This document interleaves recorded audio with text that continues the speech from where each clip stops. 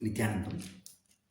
இந்த ஒரு பதிவில் ஒரு ஆழமான சத்தியத்தை பகவான் எங்களுக்கு அனுபவமாக கொடுத்ததை உங்ககிட்ட ஷேர் பண்ணுறோம். அதாவது நம்ம எல்லாருக்குமே கர்மா அப்படிங்கிற ஒரு விஷயம் தெரியும். நாம் என்ன பண்ணுறோமோ அதுதான் நமக்கு நடக்கும். அது மாதிரி கருட புராணத்துலேயும் அந்த சத்தியம் இருக்குது. அதாவது இறந்ததுக்கு அப்புறம் நம்ம எங்கே போவோம், நம்ம சொல்கிறோம் இல்லையா, சொர்க்கம் நரகம் அப்படின்ட்டு. ஸோ அது எப்படி நாம் வாழ்க்கை ஃபுல்லாக எந்த மனநிலையிலேருந்து நம்ம வாழ்கிறோமோ அது வச்சு தான் இறந்ததுக்கப்புறம் அந்த உணர்வில் தான் நம்மளுடைய மொத்த பயணமும் இருக்கும். அது மாதிரி நீங்கள் உங்களுடைய வாழ்க்கையில் நிறைய துக்கம், நிறைய மனக்கவலைகள், நிறைய வெறுப்பு, நிறைய ஆசைகள், இந்த மாதிரி எதெல்லாம் நம்ம வாழ்க்கையில் நம்ம அனுபவிச்சோமோ, நம்ம வாழ்க்கையை வாழ்ந்தோமோ, இறந்ததுக்கப்புறம் நாம் அதை நம்மளை அடுத்த நிலை, அது உயர்ந்த நிலைக்கு போகிறதுக்கு அதை எல்லாமே நம்ம அனுபவிச்சு தான் ஆகணும். அதுக்கு ஷார்ட்கட்டே கிடையாது. அந்த வலி வேதனையை ஏன்னா அது ஒரு எப்படி சொல்கிறது, அதை அனுபவிச்சாதான் நம்ம அடுத்த நிலைக்கு போக முடியும். அதனால தான் அதை கர்மா அப்படின்னு சொல்கிறோம். ஓகே, இப்போது இந்த மாதிரி ஒரு சூழ்நிலையில் இதிலேருந்து விடுபட்டு வாழும்போதே நாம் வாழ்க்கையை புரிஞ்சு ஒரு ஜீவன் முக்த நிலையில் வாழ முடியுமா அப்படின்னா கண்டிப்பாக முடியும்.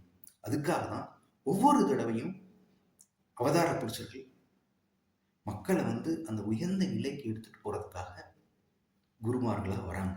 அப்படி தான் சுவாமிஜி பகவான் ஸ்ரீ நித்யானந்த பரமசிவம் அவர்கள் நாம் எல்லாருக்குமே நம்ம கூட வாழ்ந்து நம்மளை வழிநடத்துறதுக்காக வந்திருக்காங்க.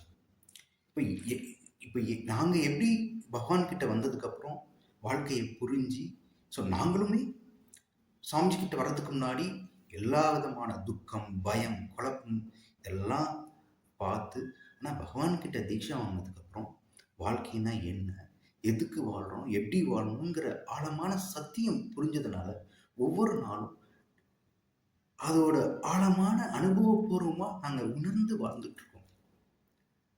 அப்படிங்கும்போது இந்த மாதிரியான ஒரு வாழ்க்கை, அதாவது வாழும்போதே அந்த ஜீவன்முக்த நிலையில் வாழும்போது நீங்கள் இறந்ததுக்கப்புறம் அந்த நரகமோ சொர்க்கமோ அதை தாண்டி வாழும்போதே அது உங்களுக்கு புரிய ஆரம்பிச்சோம். ஸோ அதனால் உங்களுக்கு எந்த ஒரு பயமும் குழப்பமும் வலியோ வேதனையோ இதெல்லாம் கடந்து பகவானோட கருணையால் அந்த ஜீவன்முக்த நிலையில் வாழ ஆரம்பிச்சிருக்கீங்க. அதை நாங்கள் தொடர்ந்து லைவாக வாழ்ந்துட்டுருக்குறோம் பகவானோட கருணையால். உங்களுக்கும் அந்த வாய்ப்பு இருக்குது. ஸோ வருகின்ற ஜூலை 29 குரு பௌர்ணமி பகவானுக்கு எங்களுக்கு கொடுத்த அந்த அனுபவத்தை நீங்களும், இது சாதாரண விஷயம் கிடையாது.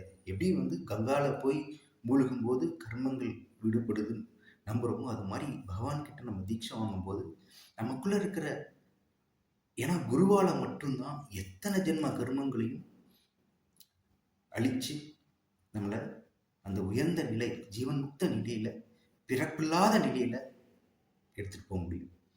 அப்படி தான் நாங்கள் பகவான் கூட வாழ்ந்துட்டுருக்கோம்.